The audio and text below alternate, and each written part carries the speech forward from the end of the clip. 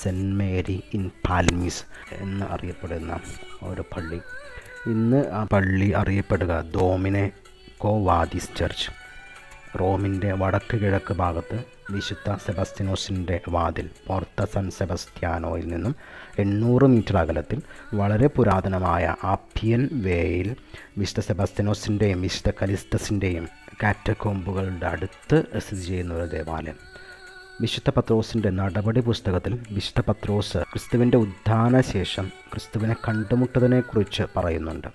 ആദ്യത്തെ മാർപ്പാപ്പയായ വിശുദ്ധ പത്രോസ് റോമിലെ നീറോ ചക്രവർത്തിയുടെ മതമർദ്ദനം പേടിച്ച് രാത്രി റോമിൽ നിന്നും ഓടിപ്പോകുമ്പോൾ ഈ ആപ്യൻ വേയിൽ വെച്ച് ക്രിസ്തു കുരിശു ചുമന്നുകൊണ്ട് റോമിലേക്കുള്ള ദിശയിൽ പോകുന്നത് കാണുന്നുണ്ട്.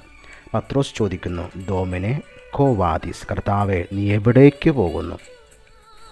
ക്രിസ്തു പറയുന്നു, വേനിയോ റോമൻ ഇതേറും ക്രുസിഫിജി, ഞാൻ വീണ്ടും കുരിശിലേറാൻ റോമിലേക്ക് പോകുന്നു. പത്രോസ് അവിടെ വെച്ച് തിരിച്ചറിയുന്നു, ക്രിസ്തുവിൻ്റെ പിന്നാലെ പോയി കുരിശിലേറണമെന്ന്. കുരിശിനെ കണ്ട് ഓടണമെന്നല്ല, കുരിശിൻ്റെ പിന്നാലെ പോകണമെന്ന് പത്രോസ് തിരിച്ചറിയുന്നു. ക്രിസ്തുവിനെ കണ്ടുമുട്ടിയ ആ സ്ഥലത്ത് ഒരു കുഞ്ഞു പള്ളി പണിതിരിക്കുന്നു. ക്രിസ്തുവിൻ്റെ കാൽപാദങ്ങൾ പതിഞ്ഞ ഭാഗമെന്ന് വിശ്വസിക്കുന്നിടത്ത് മാർബിളിൽ ആ കാൽപാദങ്ങളുടെ മുദ്ര സൂക്ഷിക്കപ്പെട്ടിരിക്കുന്നു. 9-ാം നൂറ്റാണ്ടിൽ പണിയപ്പെട്ട ഈ ദേവാലയം 1637 പുതുക്കി പണിതു.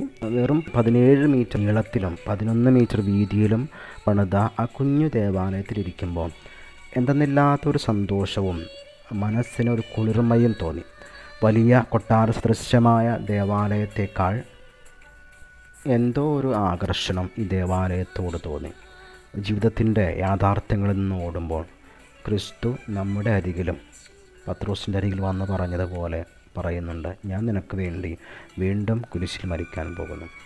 പ്രിയമുള്ളവരെ, കുരിശിനെ കണ്ട് പേടിച്ച് ഓടേണ്ടവരല്ല, അവനോടൊപ്പം അവൻ്റെ കുരിശിൻ്റെ പുറകെ ജീവിതത്തെ ചേർത്ത് വെച്ച് നടക്കാം. ദൈവം നിങ്ങളെല്ലാവരെയും വിശുദ്ധ കുരിശിനാൽ അനുഗ്രഹിക്കുമാറാകട്ടെ.